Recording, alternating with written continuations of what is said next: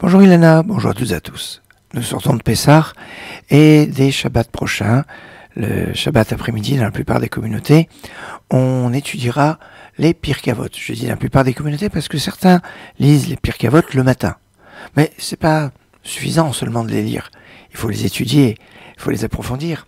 Et je serais tenté de dire que, comme on commence toujours après la dernière fête de Pessah, après le 7e et 8e jour de Pessah, des fois on n'a pas tellement le temps de se retourner pour étudier, approfondir le premier pérec, le premier chapitre des Maximes de nos pères, des Pirkei Avot, qui est extrêmement important, fondamental et qui donne des enseignements vraiment fabuleux.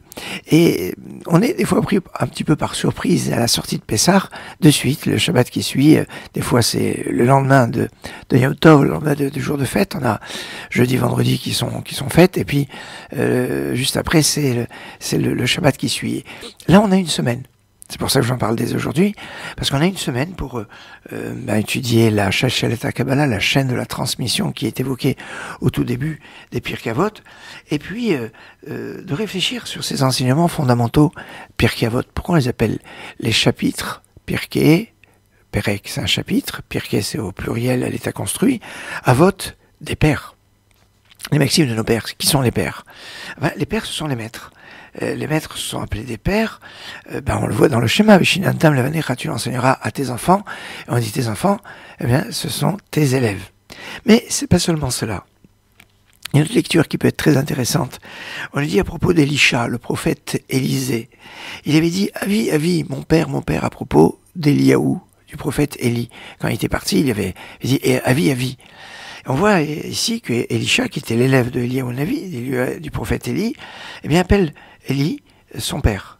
Alors là, il y a peut-être quelque chose de remarquable, parce que la soirée du Seder, on nous parle de 4 enfants, Arba Banim, Dibra Torah, la Torah a parlé en rapport avec 4 enfants, on parle des 4 enfants, et on doit raconter aux enfants. Mais souvenez-vous qu'à la fin du Seder, vers la fin, on a le 5e vers, le vers d'Eliaou Navi. On évoque Eliaou Navi. Alors si Eliaou Navi, c'est le père, et qu'on l'attend à la fin de la Haggadah, quelque part, alors nous, on devient un peu les enfants. Si lui, c'est le père, nous, on devient les enfants. Et les enfants qui posent des questions, peut-être c'est chacun de nous qui posons des questions à Hachem, ou qui demandons à Hachem toutes sortes de choses qu'on peut demander, pas seulement des questions, mais des demandes, des requêtes. Et c'est ça, quand nous, dans l'enseignement chassidique, il nous dit que au tout début, Kana ben Shmuel, là le fils demande.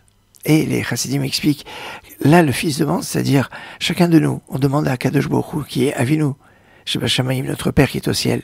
Et on lui demande parce qu'on doit lui demander, parce que les portes du ciel s'ouvrent.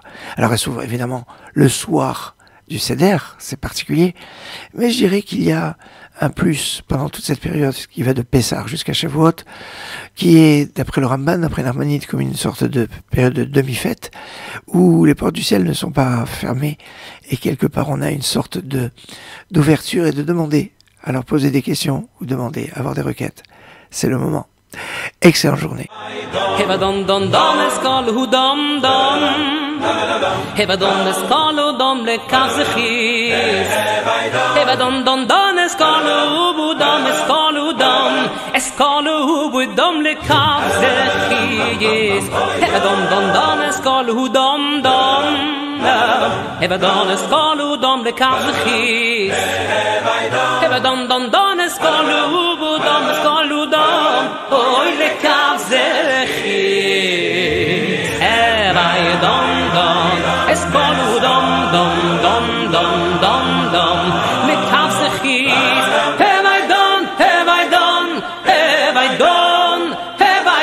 kolu dom le kazachis have I done es kolu dom le kazachis have I done es kolu dom le kazachis